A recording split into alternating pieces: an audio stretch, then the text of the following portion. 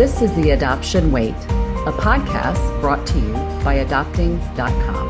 I am your host, Lacey Richter, author, business owner, and a mom of two through domestic infant adoption who has endured the adoption wait 5 times over. Thank you, everyone, for joining me today. I have a great conversation planned with my guest, Tim Elder. Welcome, Tim, and thank you so much for hanging out with me for a bit to talk about the adoption wait. Yes, thank you so much for having me. I'm excited to talk about one of the hard parts of adoption. Yes. So Tim and I met about a year ago when I was a guest on his podcast, and we've had several conversations since then. As an adoptive parent, when I get an opportunity to connect and share experiences with another parent in the adoption community, it just really fills me up. And that's what I'm hoping to do for other waiting families today. So the topic that we're going to chat about with Tim is finding support and community while waiting to adopt. So Tim is an adoptive dad times 3, right, Tim? That's right. Yeah, so you know the wait and the process very well.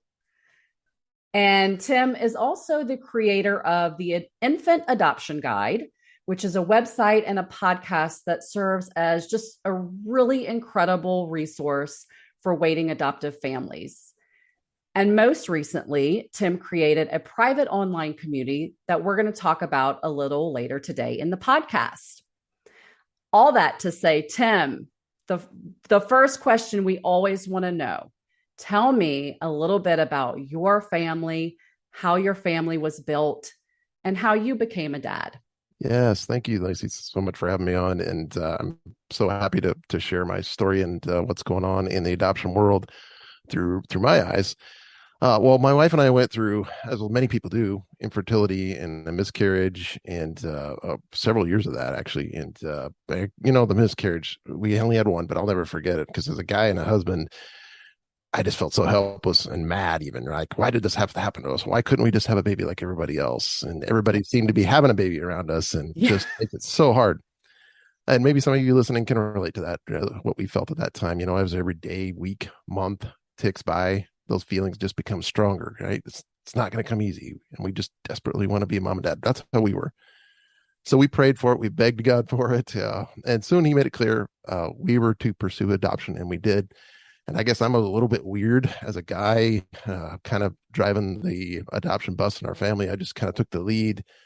Not that my wife wasn't involved. She was definitely super involved. I just kind of took the lead, researched, made phone calls, set up meetings, sent in the applications to agencies, and we worked together as a team. But I was just kind of, I don't know why, I just took it on myself to just pour myself into it. So, because I could hardly think about anything else. I didn't want to wait another second to become a dad. So anyway, our first adoption took about 9 months, which is ironic, I know, but it was kind of a quick, looking back, it was hard to wait 9 months, but then we were only matched for 4 days before our daughter was born. So really fast for a first time adopting. I remember having a few phone calls with our daughter's birth mom, and I remember one thing she really asked us point blank, which kind of took me by surprise, took us both by surprise. And she just said, "Hey, you want to be the parents of my baby, right?" We're like, "Oh, yes, of course. Yes, sure. Yes." So she's now 18 or 15. Sorry, I'm putting her older than she is. She's now 15. We have an open adoption with her birth mom, and our second adoption started about 2 years after she was placed with us. And it was hard then because my wife was diagnosed with breast cancer right after we started. So she had surgery and treatment and recovery. And thankfully, our agency graciously allowed us to put that adoption on hold until we were ready to jump back in. It took us, I don't know, a year or so to get to the point where we really felt like, okay, we're ready to jump back in after she was recovered. So then it took another 20 months after that to match. So long waiting time, longer than the first. And then we had a longer match. It was about 4 months when we were matched till our son was born. But our son's birth parents had even more of an open adoption relationship. We met with them several times before our son was born. And since then, we've had tons of phone calls and visits and FaceTimes and We went on vacation together, and soon, or very soon, next week, in fact, our son's going to be the ring bearer in their wedding. So how's that for Wow. adoption? So I we love that never thought we'd story. be there. Yeah, we never thought we'd be there, but when we very first started, but here we are, and that's just how relationships go in open adoption. So Yeah. uh, our third began when our son was about 2, and took over just over 2 years to adopt our youngest daughter. But then we got another short match as well. It was about 11 days before she was born when we were matched. Uh, so we still have an open adoption with our daughter's birth family there. All three of them, we traveled out of state. All three of them were newborns. All three of them were placed with us within about 72 hours. Um, and we had to stay out, of course, in those states for until the paperwork's all cleared up. But we did that. It was it was interesting, but we did it all. So I wanted to share really the things that stood out in our three adoptions. If I got a minute. Yes, please. Well, one is just getting that phone call each time from our agency. When you're waiting and you're just waiting and waiting for that phone call to come in from your agency or your professional, like there's an expectant mom that was interested in us. All three of those times when that phone call came, it was just like, oh, the excitement, hits you, Yes, I right? know it very Yeah, well. it hits you, and you're just like, oh, this could be it. We got a phone call. And after that, the phone call with the expectant mom or dad, and we had one of them we had a phone call with both the expectant mom and the expectant dad, which is always awkward, always weird, Yeah. always that feeling coming across like, what do I say? What do I do? You just try to be normal, Yeah. Try to be try normal. to I don't be, want to try mess to be, this up. yeah, yeah. I don't want to mess this up. So those were always all three of those were awkward situations, but came out well. And then the meeting of each one of them, always anxious moments too. When you first meet them, and the two of the three we met like at the hospital. It was the first time we Yeah. met them in person, which is really awkward. The middle one, our son, we met them way before, and it was nice having a little lead up time. Then the fourth thing was just holding our kids for the first time, and that's what we all want dream about, right? That's the moment. The moment when you're holding that baby in your arms, you're like, wow, finally holding this baby, this newborn. I'm becoming a dad, or I'm becoming a mom. It's overwhelming feeling. Yeah, it And at the is. same time, the fifth thing I wanted to say was just that the undescribable feeling of joy, yet feelings of utter sadness that Yes. you feel at the same time is just hard to explain how you could have those feelings at the same time, but you do because you're feeling for your child's birth moms or birth families as they're kissing their babies goodbye, and in our circumstances, they were hugging us goodbye, and not that we are never going to see them again, but you never know. You're just Yeah. saying goodbye, and the love that we felt there is just overwhelming. So those are just some highlights, I guess, of our adoptions, that the memories that stuck out in my mind. Yeah. That's such a great story. And I mean, you guys, you had your wait 3 times, three totally different experiences during your wait, your match, how long, all the details, relationships with birth parents. I know probably all different in all three Yeah, situations. And I love your story. I love hearing adoption stories. I don't know about you. I mean, I could just sit all definitely. day. Yes. They're all so different. So, the wait is what is the hard part, like you said. And so, I'm also, I know a lot of waiting adoptive mothers out there are thinking, oh yeah, I wish my husband was driving that bus because it's a big bus to drive, and Yes. sometimes you need someone in the passenger seat. Um, so you decide to adopt. There's so much paperwork involved that I know these waiting families know about. and Mhm. and for me it was like I had this checklist, and I check, and all those checks got taken care of because that was my job. That's what I had to do. That's what I was going to do. But then what, right? It's the wait. You're Mhm. just thrown into that wait, and you have no idea how long, when you're going to get information, when that call is going to come. And the days sort of seem to drag by, and you can get really stuck there and sort of paralyzed. And I talk a lot about this in my book. And so I want to talk to you and have you share, like, were there any specific things that you did while you were waiting, or things you wish you would have done just to bring in a little more joy in your days and to find some more encouragement and to stop sort of just sitting there and waiting by the phone? Yeah, absolutely. Yeah, waiting's hard. There's no sugarcoating it. It sucks. There's, Yeah. there's no sugarcoating it. And I guess I get asked about waiting too. And way back several years ago, I just even put a list together because I just kept going back to this. Like, what do we do? What do we do? What do we do? Yeah. What could we do? And so I made a list called I called it 25 tips of surviving the adoption wait.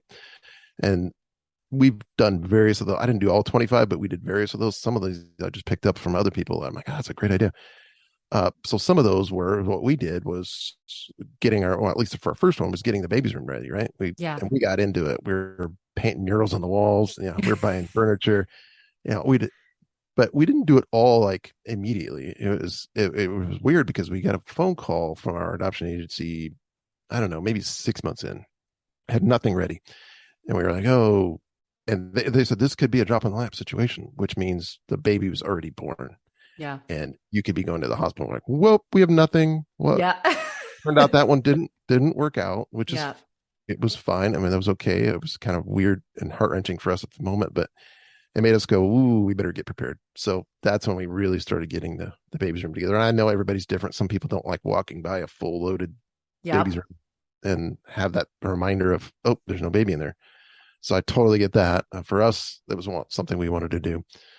One of the things that we did, I mean, faith was a big part of our world. So we obviously prayed a lot. We Yeah.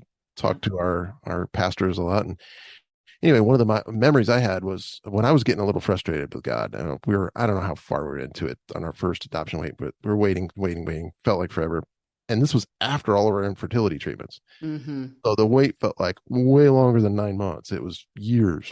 Yeah. So I'm talking to my pastor one day and I just telling him all this struggles. And he's like, what do you really want from God? Well, I want to be a dad. Yeah. Okay. What does it take for that to happen? He says, well, I said, well, right now, I mean, we did everything we need to do. It's waiting to get a call about expectant mom who's interested in matching with us. And he said, well, that's exactly what you need to ask for God for. Be very specific with him and be persistent. I'm like, yeah, specific. Okay, I got it. Mm-hmm. It wasn't just, it actually sat with me. So that conversation just changed the way I prayed for adoption. And then, not ironically, but very, very, very specifically, shortly after that, we got that call. Yeah. I'd hoped for and I prayed for and became a dad for the first time. So that was a pretty cool moment during our wait. But one thing I wish we would have done more, I think, was just take a little more vacations. And it doesn't have to be big, but just a little getaway or something to relax and just kind of not forget, but you can't forget, No. but distract yourself. I wish I would have done that a little more. I had one guy tell me once in our Facebook group that him and his wife took what they referred to as a baby moon, Yeah. which was a 7-day Caribbean cruise. I'm like, ooh, that'd be nice. Yeah. And they actually planned it before their adoption process started, but they didn't go until right after their home study was complete. And so it was kind of an incentive, like, okay, we're going to get all this done and then we're going to go. Yeah. That was going to be our last vacation together before we became parents. And it worked out that way. And they were so happy they did. So something like that. I mean, maybe not that big, but something like that I wish we would have done. And the last thing I think we did big for all three of ours was just getting adoption support through our communities. And most of that was online because we didn't know anybody else that was adopting. So Yeah. those were a lot of things that we did during the wait. So I have so much to say about that. And of course, the first thing is the vacation. Yeah. So I strongly encourage waiting adoptive families to go on vacation. Mhm. Now the 7-day cruise kind of scares me a little bit because I wanted to be able to be in full Yeah. communication, right? Yeah. Anytime You I want to be got that available. phone call. Yeah. Yeah. So that was very bold and brave of them. And I love that. But one of the best memories from my wait is actually a beach vacation that my husband and I went on. We had it planned and we got a call that our profile was going to be shown that weekend to an Mhm. expectant parent. And so we kind of were like, oh, should we stay by the phone? Should we, of course, your phone can go everywhere with you, but we were like, we just felt the need to stay home, but we didn't. We went on this vacation. It was this very chill little beach, not a lot of people, because that's how we like to vacation. And I have so many great memories of just walking around, watching the sunset, and talking about, what we hoped our family life would look like in the Yeah. future. And, that situation actually didn't work out for us, but I still have really great memories from that part of our wait. Yeah, absolutely. I 100% agree. Wish we would have done that more of that. Yeah. So go on vacation, guys. And Exactly. I know a lot of waiting adoptive families, they'll be like, well, what about, taking time off of work? And don't you want to save that time for the baby? And, you don't have to go on a 7-day cruise, but like a 2 or 3 day mini vacation is definitely worth getting out of your home and just, hanging out and just taking time to make memories. Yeah, and I've had people say, well, that's great, but we're already just every dollar's pouring into this because it's going to cost us so much money. And I totally get that too. Yep. I would recommend if you're just starting out or if you're into it already and you don't have an adoption budget, try to plug that into your adoption budget, Oh, put that as a part of it. I like that thought. Mm-hmm. Putting in a mini vacation as part of your adoption budget. I love that. So I also heard you say something about community, and you and I have had several conversations about this. And my biggest challenge when I was waiting was that lonely feeling. My husband and I had lots of family and friends supporting us, but what I was really craving in that wait was to connect with other waiting Yeah. adoptive parents and just to talk candidly about what that felt like. So I just wanted to feel less alone. So, tell me what your experience was like with finding community while you waited. Yep. Yep. We were same way. We were feeling alone, overwhelmed, lost, confused. We didn't have anybody we knew that adopted. Our family was supportive, but they didn't get what we got. They couldn't talk the same language we did. Right. So we got some help from our agency. They were on our side and, of course, talking to us, but we're not talking to them every day. Yeah. So, and they emphasized the need for support, which was great. And we ended up finding a small Facebook group, and it was our connection. That was kind of our lifeline, our community, our people, the ones who get where we were, what we wanted to do, because they're in the same boat. We all wanted to adopt a baby. We're all there to support each other, encourage each other. And the group was called Buddies Through Adoption. And that's exactly what we were. We were buddies. It was refreshing, though, to be able to find people like that just knew what we knew and maybe didn't know some things we knew, but we could encourage each other and support each other. And we found that group, man, it changed our outlook on the Yeah. journey. It just increased our confidence, really increased our hope that, we all have this desire, this hope that it's going to happen for us. And we want the confidence that we can do it. I want to know how it's going to work out okay. And you don't know, but that's why the community to us, and I strongly encourage it for everybody, is just because it's those people get you, and it's fun to share small wins too as you go.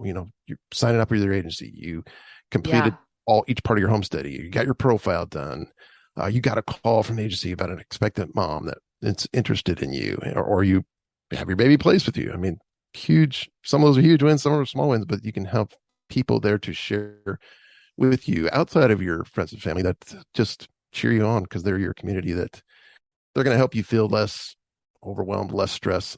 And for us, that's exactly what happened through we only had maybe, I don't know how many people were in the group, but we probably only had about 10 that were actually back and forth with us. Yeah. And that's what really helped us, that it was kind of small in that way, that we weren't diving into 4,000 people and kind of getting support, but not real personal support. Yeah. So we really loved about that. So, my husband and I, we got really lucky. We met this one couple at our agency's educate. There's like a weekend education that they did. And we met this couple and they ended up living like 3 miles from us. And we were able to walk through the process with them. And we got very lucky. But, all these online communities can be so big and just not very helpful. And I want to talk about this new private online community that you have created, because to me, it sounds like it would have been the perfect solution to my loneliness and almost just like this small community that you guys joined. So tell me about this community. Yeah, absolutely. Our community is, well, it's called the Infant Adoption Guide community, where I'm not a marketing genius, I guess. That's me. No catchy name. But anyway, that our community is small and just starting, but that's what we want. And I run Facebook groups. I still have a Facebook group that I run, and they're good. They help us in ways, but there's some things that as hard as you try, you just can't avoid. You'll have some people that'll be rude or unsupportive or direct messaging people when they don't want them to, or just distraction, unorganized information, can't find the answers you want. Like, I think somebody asked this last week, but I'm going to ask it anyway. Yeah. And some people just are very short with you, and it's hard to talk about the adoption topic that you want to talk about because somebody else might not want to talk about that, and then you're Right. scrolling through trying to find things. So a lot of noise and stuff that goes on inside of Facebook groups that are good but not great. And so that's why we created this community. I wanted something different, something smaller, something more personal, focused, supportive, positive, safe. Yes. Those Safe. things that we all really want, but it's hard to get on a Facebook group. So that's why we've created this. It's outside of Facebook, but it's on a platform that is it's private, it's secure, it's a lot looks kind of like Facebook, uh, Okay. in how you interact with it. It's got an app and everything, but we want to have people in there to get very focused. So if you want to talk about your profile, here's a section to talk about profile. If you're talking about your home study, here's the section to talk about home study. And then outside of that, even we're matching people up with their own buddy group. And hey, that's where I got it. Our original buddy group. There you go. We want people to have that connection, private space. So there's a place to chat online inside the app or online that's inside of your buddy group. But then outside of that, we're giving you a guide to encourage you to get on a Zoom call or get on a phone call and regularly actually interact outside of hiding behind your keyboard. Yes. I think people do that a lot, hide behind a keyboard. And it's easy to be a troll or to be unsupportive or, not nice if you Yes. hide behind your keyboard. So I like the idea. I mean, short of us getting together in person, which would be the ultimate, Yes. short of us getting together in person, let's do a Zoom call. It's so easy. And I know some people are introverts, like, I don't know about sharing my face on on a Zoom call. But I'm here to tell you, it is not as hard as you think.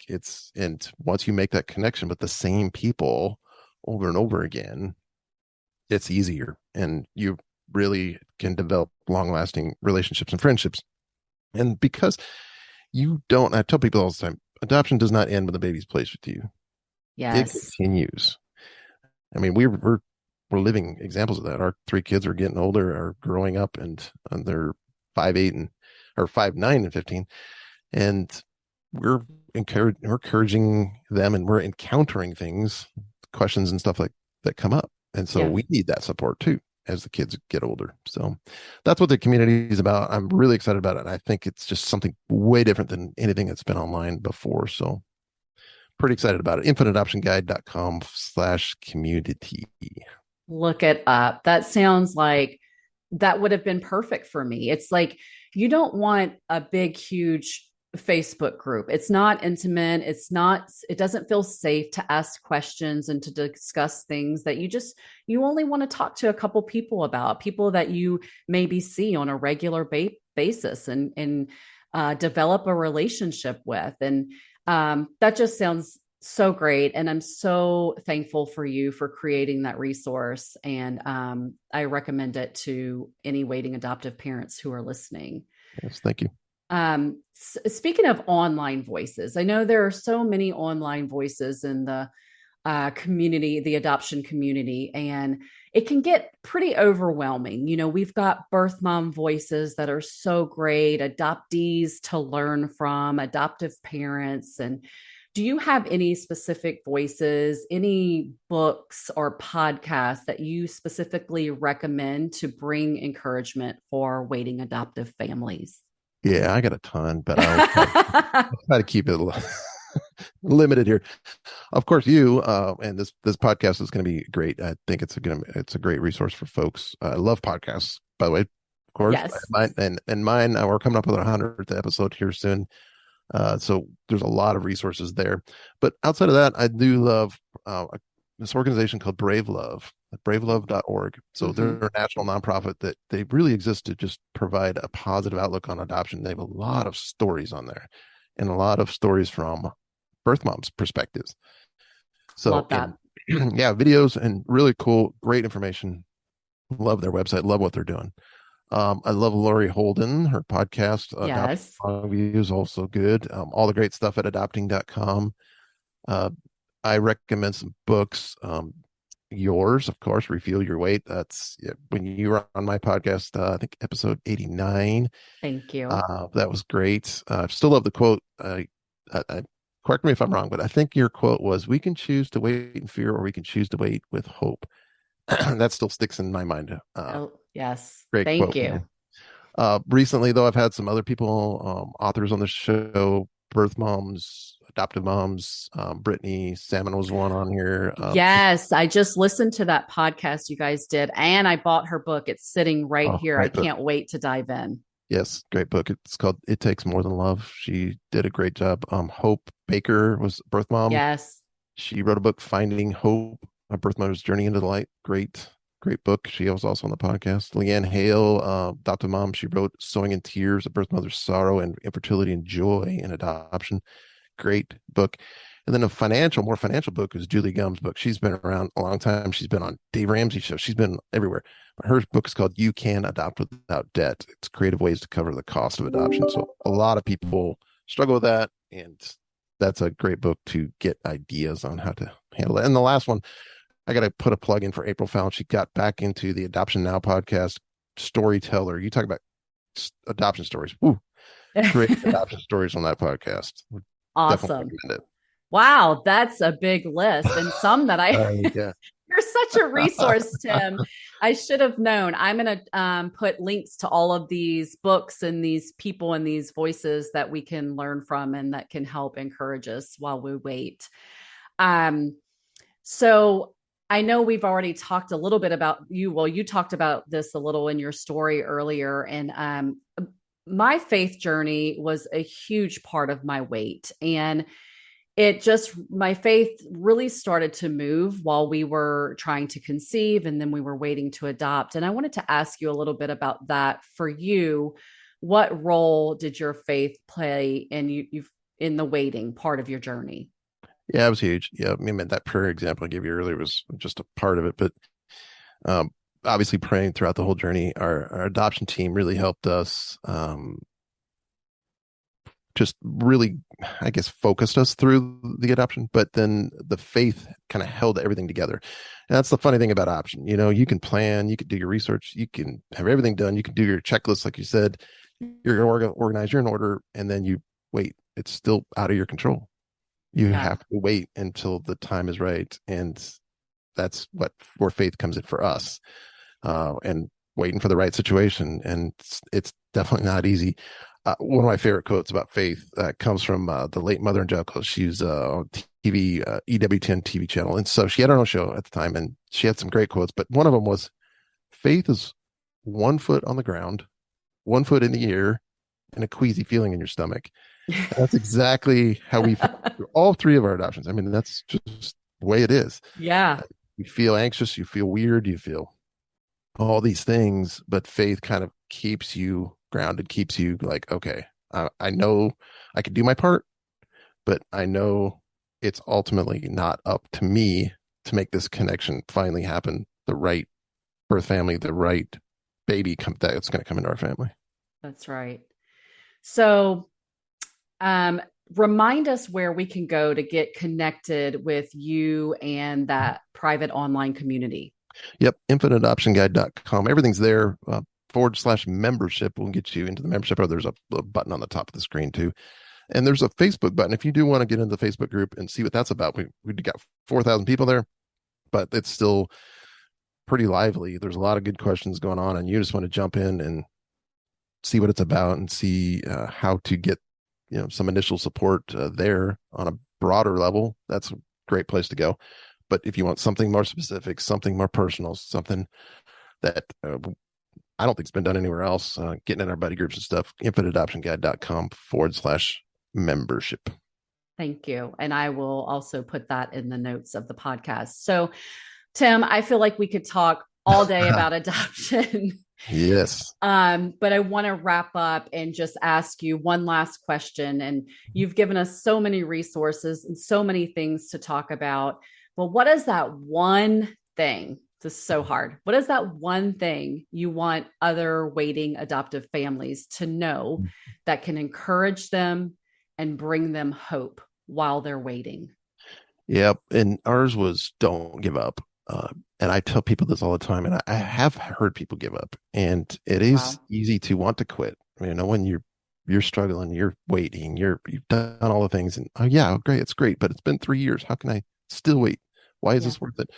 And then the money thing comes in too, and it's a struggle. Totally understand that, but I can tell you this: if you quit, you're never going to adopt. that's right. If you don't quit, you will adopt. It's going to happen for you. That's just the biggest encouragement, biggest piece of advice that I think I can get is you have to, and the community comes into there, right? Yeah, Find people to help you when you want to quit. Tell them, I want to quit. And people will be there to support you and help you get through that because your back's against the wall. You know, you have to do something. Are you going to quit? Or are you going to fight? And for us, we always chose to fight, and and it we've was stopped worth it it. 3 times, and it's worth it. Yeah. That's right. Thank you so much for taking time to share your experiences and your stories and My all of pleasure. your resources with us. I know that your experience is going to help other waiting families to be encouraged and to find hope. And I know your online community is going to provide a lot of support for people. So thank you so much for taking time to share your stories today. My pleasure. Thanks for having me on, and great luck with your podcast. I know it's going to do well. Thank you, Tim.